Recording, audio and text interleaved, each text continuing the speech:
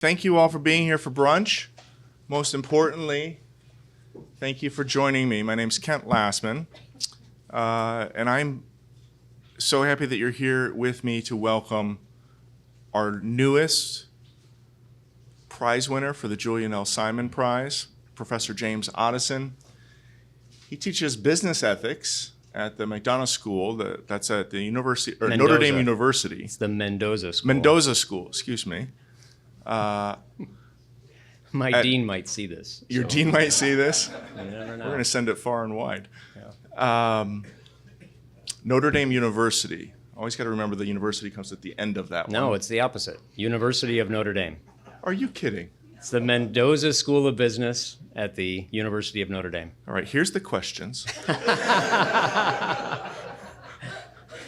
Got to pay attention to the details, Ken. Details. Details. We're going to have a conversation today. And what I hope that you take away is a very strong impulse to buy the forthcoming book from Jim.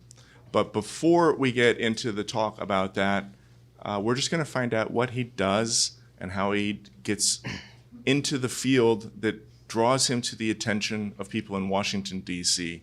Because the intersection of moral philosophy and the way public policy is developed and practiced here in Washington might not be obvious. And I think we should start with the core of your expertise. And I just thought it'd be nice if you could share with people, what is it about Adam Smith that has been interesting enough that you have spent now more than 3 decades explaining his work? Is that true? 3 decades? Ooh, all right. There's a little payback for the details. I'm getting that. Thank you for having me, Kent. Thank you, everybody, for being here. The short answer to why I work on Adam Smith is it was sheer accident. I wish I had a better story to tell than that, but I was the first person in my family to go to college. Nobody had ever gone to college in my family. I was born to a 19-year-old single mother who raised me, and she was determined that I would be the first person in our family to go to college.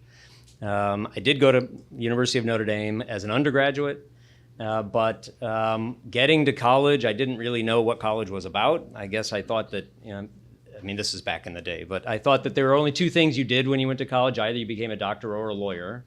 So I decided to become a medical doctor, and by sheer accident at Notre Dame, and that's still the case today, all students had to take what they call the university seminar, and these were just random courses. They were small groups, but you just got stuck with whoever. I didn't know who I got stuck with, but the woman who taught my course was a classics professor, and I read some things that I'd never.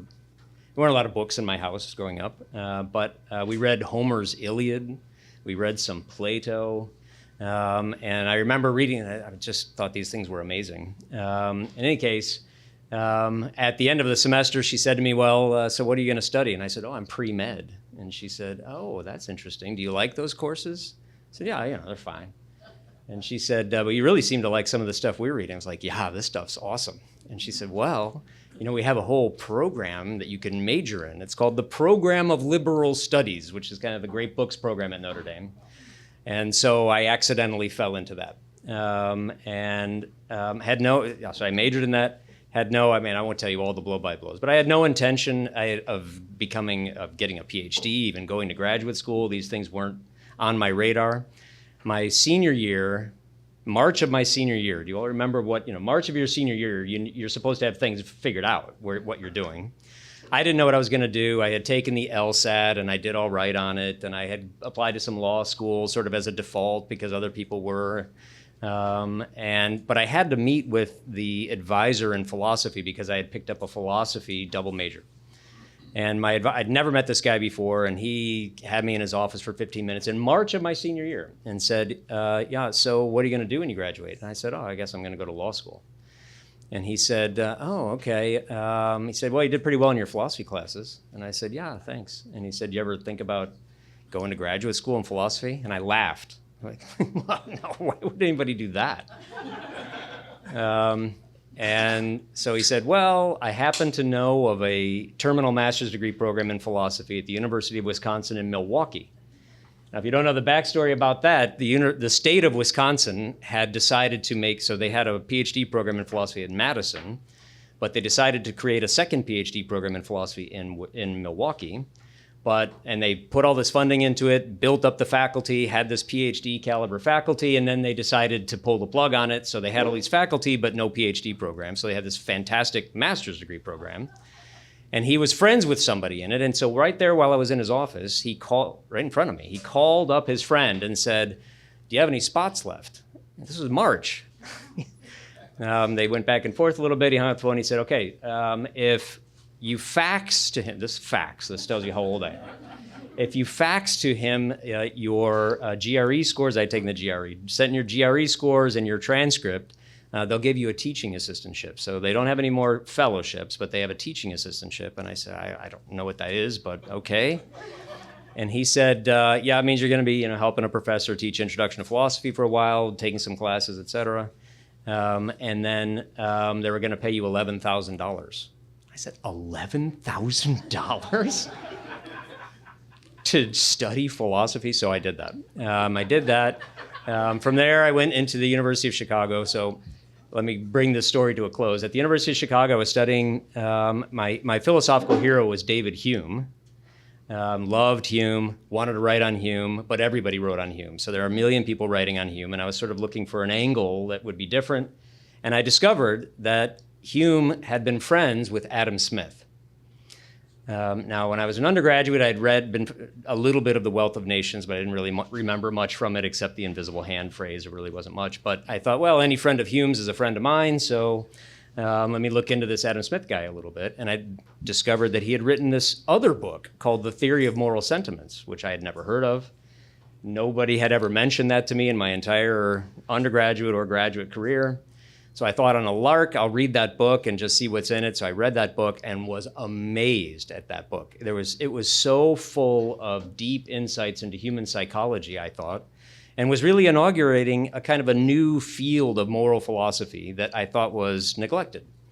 So I raced to the library back when people used to go to libraries with books to see what other philosophers had written about it, and it was basically nothing. So the only people who had written about Adam Smith were economists, and no offense to economists in this room, they aren't very good scholars, but philosophers hadn't written anything about him, and I thought, here's an opportunity. So I decided to write about Adam Smith, and that launched me on a career that I could not have expected or anticipated beforehand.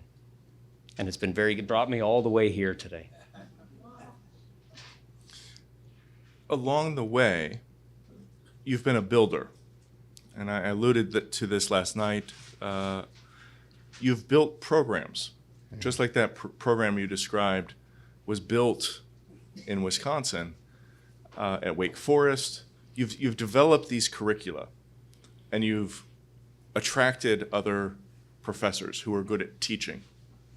And I want to make the distinction. There's scholarship to be done. But there's people who excel with teaching. What is it that you learned and draw on from Smith's life or his legacy that informs how you go about making something new on these campuses where you've spent so much time? Yeah, that's an interesting question. I mean, I have sometimes tried to psychologize myself a little bit. These are armchairs. These are armchairs. I mean, Adam Smith, he was born in 1723. His father died, his father was also named Adam Smith. His father died a couple of days after he was born, so he never knew his father. He was raised only by his mother. Was very close to his mother, never had any siblings. Ended up never getting married, never had children. And some other occasion, maybe we can talk about the fact that both he and David Hume, who were close friends, neither of them ever got married, neither of them ever had children. My students in the last, 15, 20 years or so, immediately they start wondering, well, were they just platonic friends? Let me interject for just one moment. Oh boy, all right. Not on that point. Okay.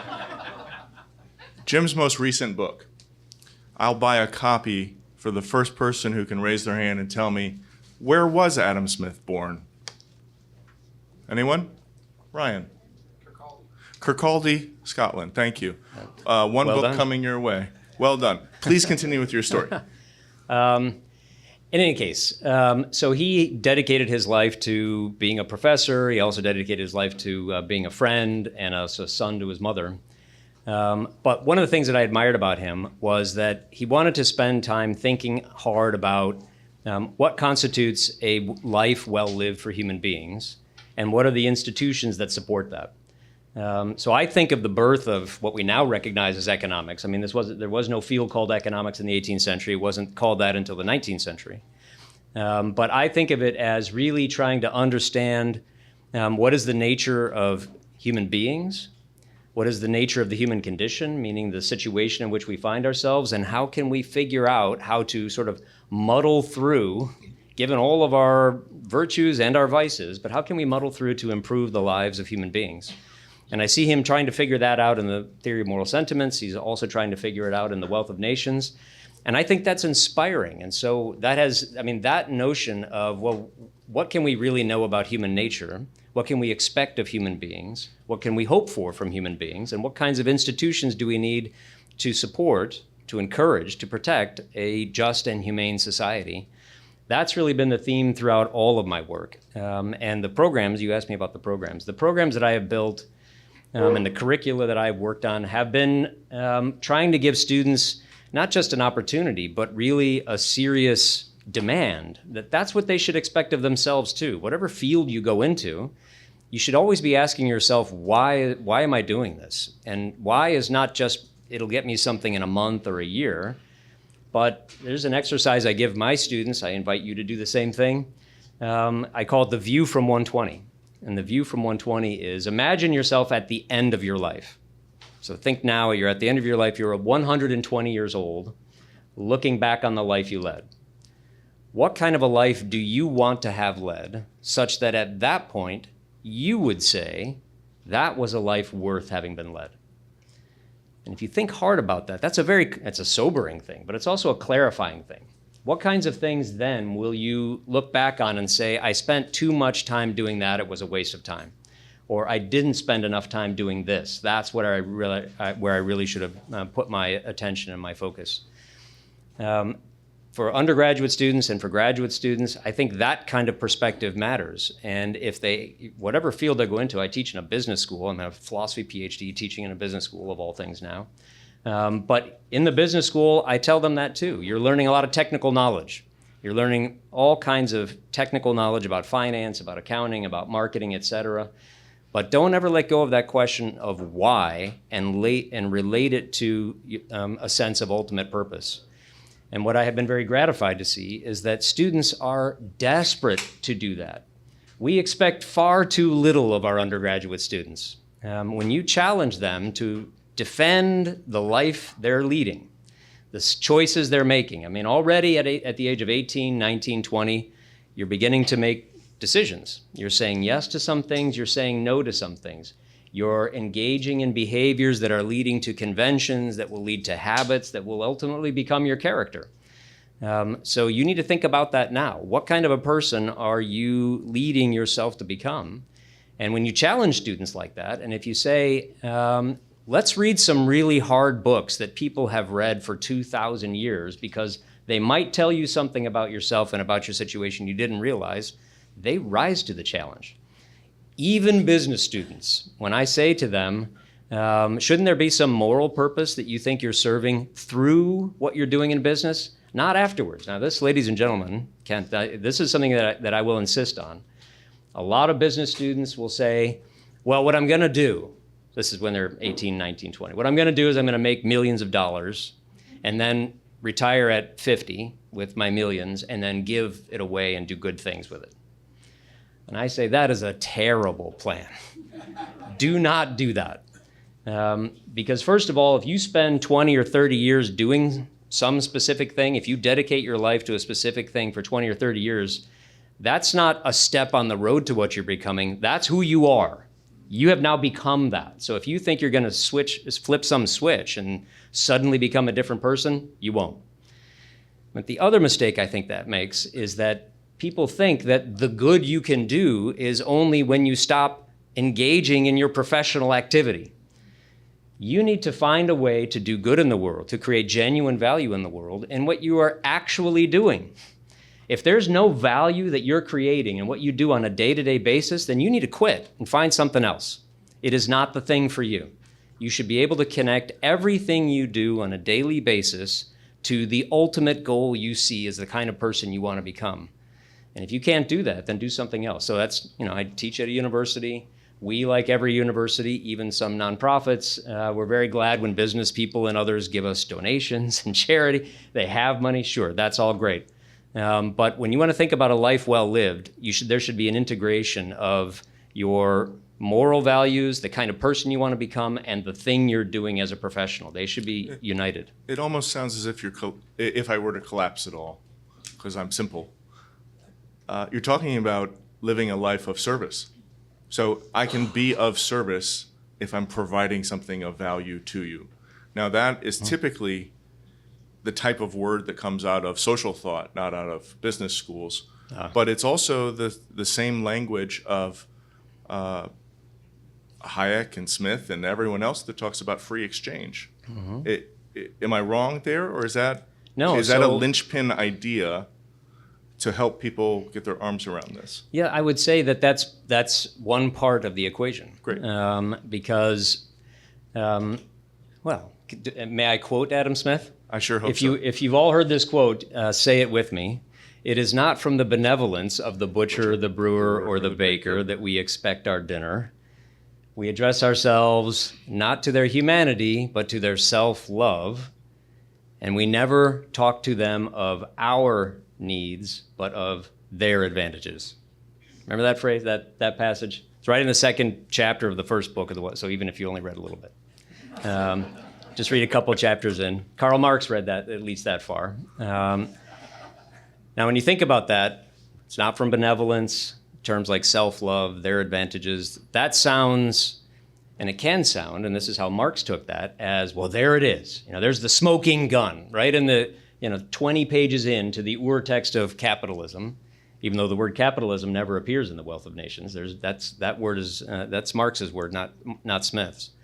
But it's all about self-love, self-interest. That's what it sounds like.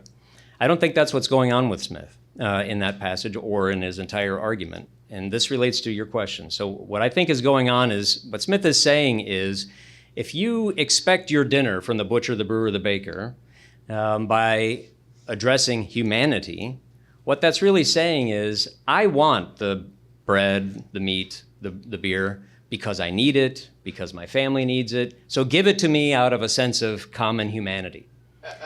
In other words, what that means is my interests, the things that matter to me, are more important than your interests, right? And so instead of, what Smith is saying is, no, the person you're dealing with, this is now my gloss on this, my interpretation, the person you're dealing with in the market is a person just like you, has as much dignity as you do, has responsibilities just like yours, has obligations and interests that are no more important than yours. Now, once you remind yourself of that, that changes the way you interact with other people. So instead of saying, give me what I want because I want it, what you say is, I understand that you have obligations. I don't know what they are, but I'm sure you do. Is there a way we can work together to make each other better off? That's a way of showing that's not demanding that you pay attention to my self-interest. That's a way of showing mutual respect. I respect you as a person just as much as I am. That's what I think goes on, or should go on, in business. So it's not that there's anything wrong with wanting to benefit myself or my family or my community. Of course not. But the way to do that is by figuring out ways to, at the same time, benefit other people too, to create genuine benefit. So what I call honorable business is that. It's figuring out, well, what is my unique set of skills, abilities in the opportunities that I have? How can I develop those to benefit not just myself? That is part of it. So that's the other part of it. I do want to benefit myself, I want to benefit my family, my community, et cetera. But I want to do it only in ways that I think create genuine benefit for other people. Never at other people's expense, never by exploiting other people, but in ways I think is genuinely beneficial to them too. So I think what I call honorable business comes out of that idea from Smith that we're really showing respect to one another when we say, let's work together in a way that you think benefits you in a way that I think benefits me. I want to get to the set of ideas that you've been working on for this new book, the notion of honorable business. But before we do, can you help us understand, because I have an ulterior motive that I will announce, help us understand what are your markers of success for your work at Notre Dame? For my work? For your work. Oh. My ulterior motive is I want his program to continue to thrive and others to mimic it. It is fundamentally a good thing for our business community to have this sort of education. But I don't know how you measure success. Is it the number of students? Is it the number of grants? Is it the happiness you have on a Thursday night? What is it? Well, those things count too. In a sort of, an ultimate sense, it's do I feel like I'm answering my calling? Have I figured out what my calling is, and am I answering my calling? But in a more day-to-day sense. So I teach at the University of Notre Dame in the business school. I'm the director of our business honors program. It's an undergraduate program for the business students. It's a new program. So the business school was founded at Notre Dame in 1921. So it wasn't the earliest business school, but it was one of the early business schools founded at a major university in 1921. When the current dean became dean, before I came to Notre Dame, I was at Wake Forest University in North Carolina. He discovered that so Notre Dame has a very large honors program that's for humanities students, science students, et cetera. And he discovered that business students were not allowed to be in that program. So if you were a student who was admitted to Notre Dame in the honors program and you decided you wanted to major in business, you had to resign from the honors program to major in business. And if you were in business, you weren't allowed to be in it. And so he asked the university to change that policy because we have some really good students in the business school. Why shouldn't they be honors students as well? And they said no.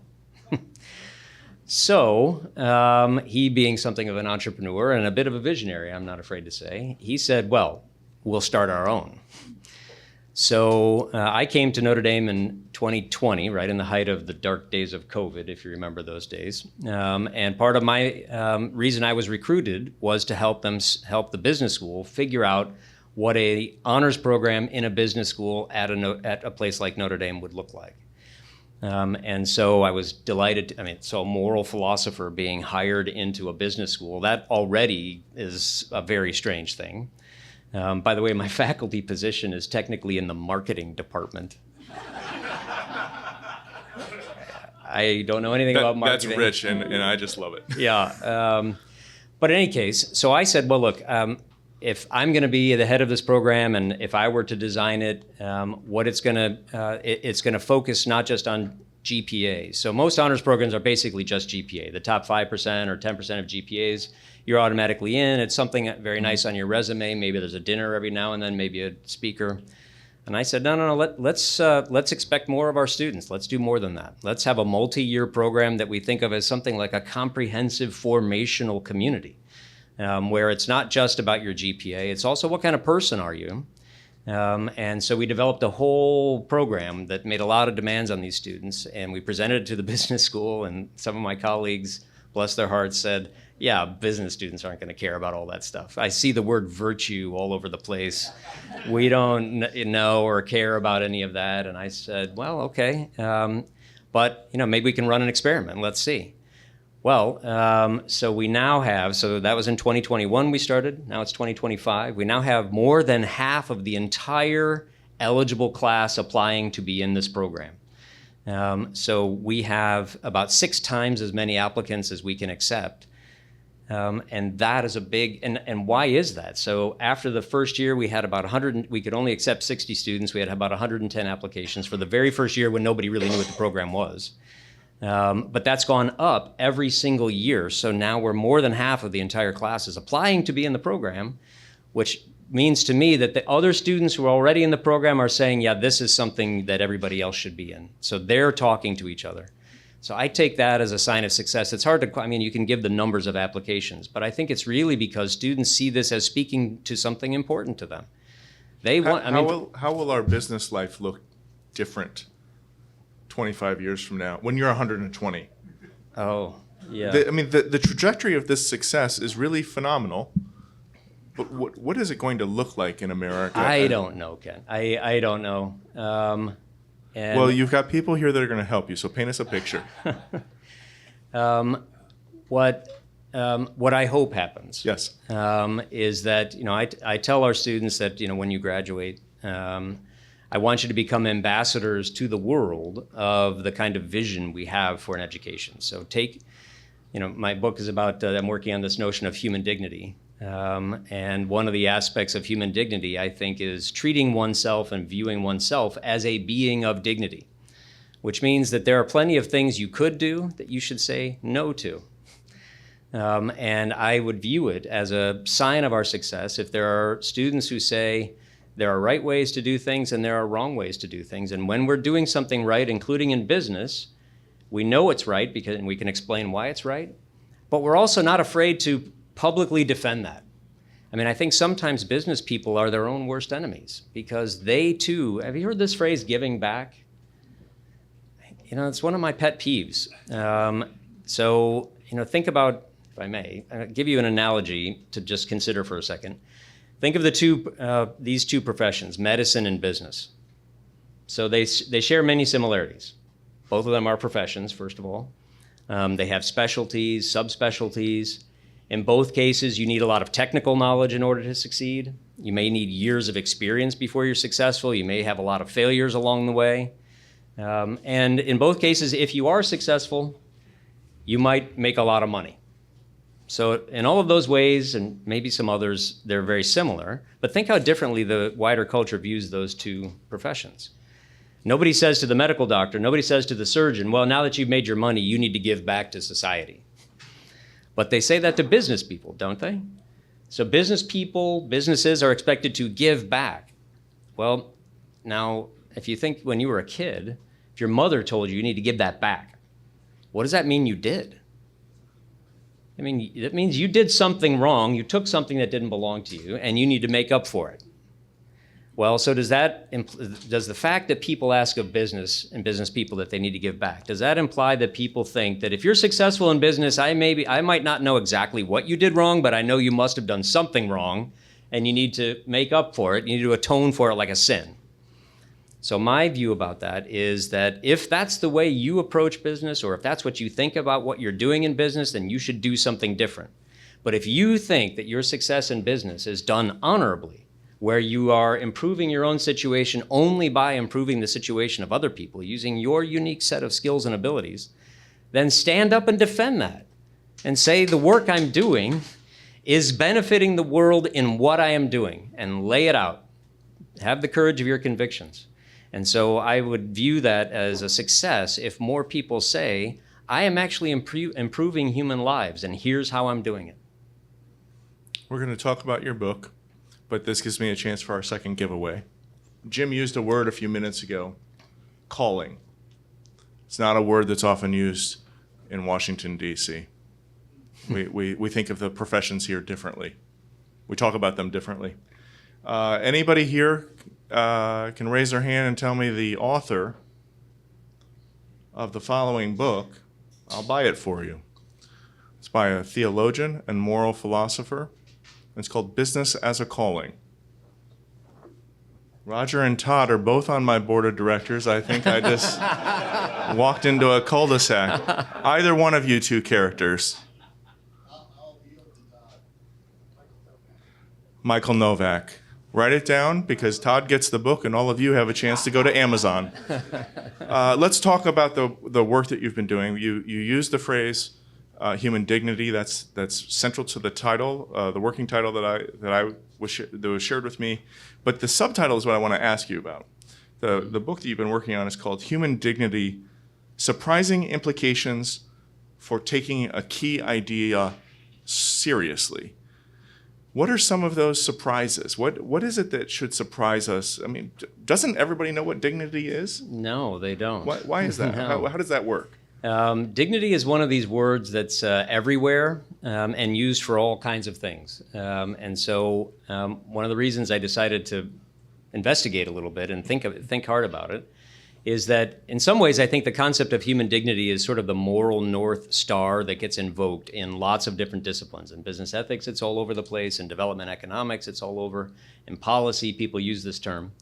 But what's interesting to me, I guess, as a philosopher, when you look at the different uses to which that term is put, people draw all kinds of different conclusions from it, and even mutually incompatible conclusions from it. Well, if you think that one concept can imply contradictions, then that tells me there's something wrong with the concept. And so when you actually go and look at what people write about human dignity, it's invoked, not defined, and it serves in practice, I think, often like something like a variable or a cipher in order to enable people to advocate for whatever they wanted to advocate anyway. So if there's something that I think is important that we all do, I say it's a matter of human dignity or respecting human dignity. And that can be just about anything.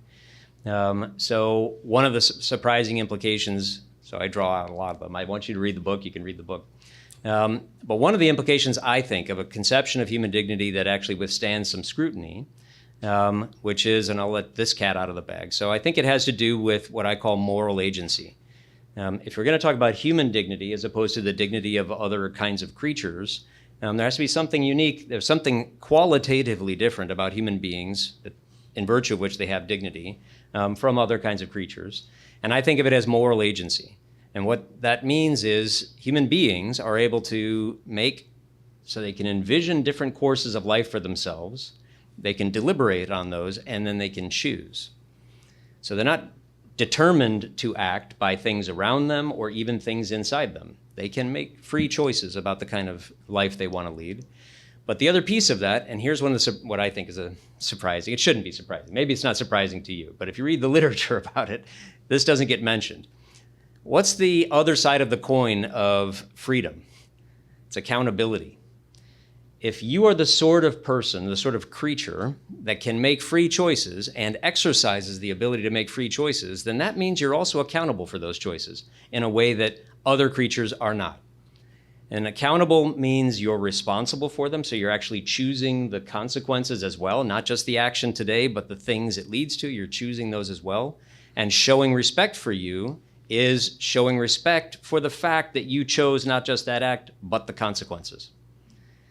Now, that's the hard part. I mean, think about when you're raising teenagers or something. They all want the freedom. They don't want the responsibility. Well, there are a lot of adults that want the freedom without the responsibility, too. I think showing someone respect is actually holding them accountable for the consequences of their actions. And sometimes that means saying no to them. Sometimes that means saying, figure it out yourself.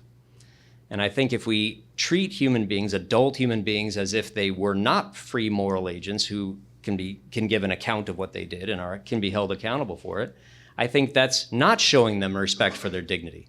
If we treat them as if they were something else, as if they were zoo animals or machines that you can twist knobs on, or as if adults were really children. Children aren't adults. And policy that's developed to protect children from the consequences of their actions are not appropriate for adults who should not be protected from the consequences of their actions. If you're going to give them the freedom, which we should, you should also let them be accountable and responsible for the decisions they make. That's the hard part. Nobody wants to do that. But I think that's an important aspect. And I don't think you're understanding human dignity unless you understand that part of it too. I'm going to bring us to a close with something that I've been thinking about quite a bit for about a year. I think I shared with you some time ago. The Competitive Enterprise Institute, we took, a year and a half ago, we took our policy summit to Edinburgh. And in preparation for that, about 2 years ago, I went back to all these old texts and reacquainted myself with things that I had studied long ago. And there's an episode that I'd like to ask you about what we can learn today about the nature of discourse in our national discussions, in the way we deal with people who disagree with us or who are otherwise of very different value sets. And it is this episode of Smith's life, a sad one. You've alluded to, but not fully explained, how close Adam Smith and David Hume were. These men not only traded ideas, but they shared meals multiple times a week for years on end. David Hume was not only the father of skepticism, but he was barely tolerated at a time when faithfulness to the church and crown mattered. Upon Hume's death, Smith wrote a beautiful letter, one of the few surviving letters in his papers. I think it was to a solicitor or someone responsible for the estate. And he essentially, in maybe 4 or 5 pages, defended the honor of an unbeliever as a good and moral man. So that was maybe the hardest thing you could do in public life at that time. Mm-hmm. Defend a skeptic as someone who could be a good man, a non-believer in the Crown Church. What do we learn from that in 2025 for how to go forward, how to deal with people who have different views or values? The division might be different today, but there's a lesson there that I've been trying to pull out and apply, and I hope you can help me name it. That's a tough question. That's a good question. Yeah, Smith said that he thought Hume more nearly approached the ideal of virtue than perhaps any other man who has walked the earth. Imagine saying Jesus walked the earth. So that was quite controversial. And in fact, Smith later would say that he thinks that he got more more heat from that letter than from his entire 1,000-page long criticism of the British economic system. But yes, so Hume had he was a controversial figure. And for Smith to say that, and I think, and there is some disagreement among scholars about whether Smith also was a skeptic or whether he was a believer of some kind. I think he was a believer, but that's not shared by all. So there were obviously some deep differences among them too, or between the two of them as well. But there was somebody standing up for, not just for his friend, but for something I think he was saying that he actually believed. And sometimes we are called to do that on behalf of people, even when it could come at some cost to us. So that's maybe one lesson. What actually is a friend? Well, a friend is someone who will be there when you're in trouble, not just when things are going well. And that's a clarifying event. When you come in trouble and it comes at some risk to other people, who will be there at your side? Well, that's how you know what a friend is. But without going even more deeply into that, I would say maybe one other lesson to think about that.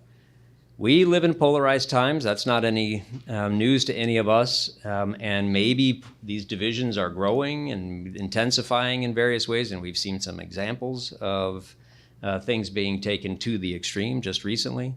What do we do about that? Well, one thing to say, but it's not enough. One thing to say is we need to see the humanity in other people. So that's something about human dignity. All human beings are created in the image and likeness of God.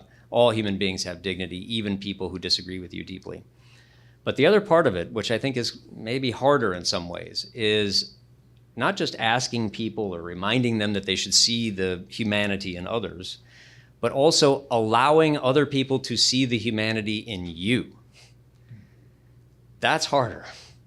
Because I think once, how do you convince somebody else that you're someone that they can have a conversation with? The hardest thing to do is to show them that you too are a human being and you too are open to that kind of conversation. And I think, and I'll start with myself, but I think we need to look at ourselves in the mirror and say, well, how many people are we cutting ourselves off to?